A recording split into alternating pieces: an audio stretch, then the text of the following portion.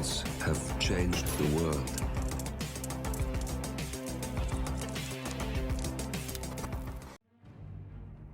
Hello, and welcome back to the world of assassination and the trending contracts. And today's contract, Nightcall Redux, set in Hawke's Bay, and the contract ID is up on the screen now for anyone who wishes to have a crack at it, and has been supplied to us today courtesy of Throw Bread at Me.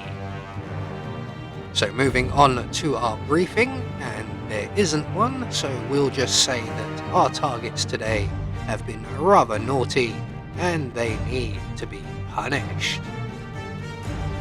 So speaking of targets, today we have 5 of them with no stipulations on how we dispatch them or what we wear whilst we do so we have a free map. So for today's challenge, we'll be starting at the office, and the only item we'll be bringing with us will be a silenced pistol. So right from the start and off the bat, we're going to make our way directly into the panic room and disable the cameras. That will be useful for our escape. And then from here, we're going to make our way into Alma's bedroom. More specifically the ensuite bathroom. In here we will jump in through the window, step on a squeaky toy which we are going to collect. We're going to make our way into the bedroom and close the blinds, and then we're going to wait right in the doorway between the bedroom and the bathroom. And as you can see, there are all of our targets, 3 downstairs, 2 currently upstairs. So while we have these 2 on their own, one will come and patrol and check the bedroom and the bathroom. And as he enters the changing room, we're going to sneak around the bed and up behind our first target. And we're going to plant 2 in his back. We're going to grab his gun and we're going to hide him in the closet provided right here. We're then going to place the gun on the floor, pretty much where it was dropped, but I didn't want it to disappear through the floor, which sometimes happens. Once we have the gun placed, we're going to open the door to the open area there and throw our squeaky toy into the corridor, and that will get the attention of our next target. And when he comes in to investigate, we can just hide around the corner here and shoot him in the head when he goes to grab the gun. So that's the easy bit kind of dealt with. And next up is the really easy bit, but we will be in for a considerable wait.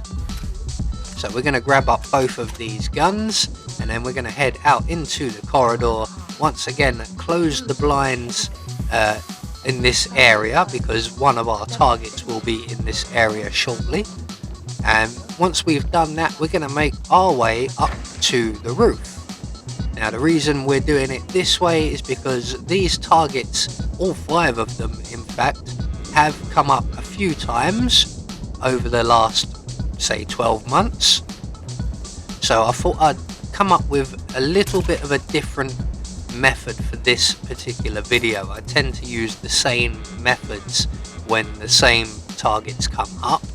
This time round I've tried to change things up a bit. So up on the roof we have 2 patrolling guards, and we are waiting right here along this air conditioning section.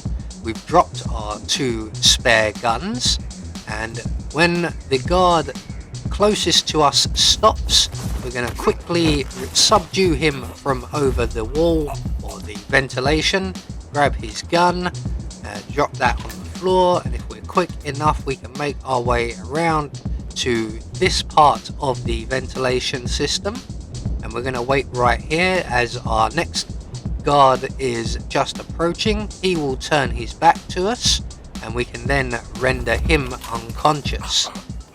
In the meantime, while we've been doing all of this, our last 3 targets are now heading upstairs, having completed completed their routine downstairs. So Alma's going to make her way straight into the bedroom. Their bodyguard Gerard is going to wait just by the door to the balcony, and eventually everybody will make their way up the stairs, and once our two targets, Alma and Orson, are in the changing room, we're going to shoot Gerard in the head. Because we've closed the blinds, no one's going to find him as long as we don't cause any sort of panic. So we're going to make our way along the roof, along to Alma's bedroom, where we get a nice clear view of the bed. And all we have to do now is wait for Alma and Orson to continue through their routine. This does take a considerable amount of time. And once they're both safely in the bed, we are going to give them a whole another real-time minute at least, so that they actually are asleep. I've fallen into the trap of, as soon as they get into bed, I jump out the box and they spot me. So this time round we're going to give them plenty of time to actually fall asleep before we shoot them both in the head. There we go. So that's all of our targets now dealt with. The only thing left for us to do is to make good our escape. And again, this is not difficult, but will take some time, as there is only one exit and it's on the far side of the map. So we're going to make our way back down through the house. You can see I have opted to take one of the guards' outfits. It's not entirely necessary. It's in no way a benefit, because every guard we encounter between the house and our boat will be an enforcer. So having the disguise is kind of pointless. I just feel a bit safer with it. So once we have a clear path past the jeeps and everybody else, and we can then just run the last 100 yards or so to our boat, and we can then leave Hawke's Bay. But before we leave, let's just leave a little present for everybody else here. There we go.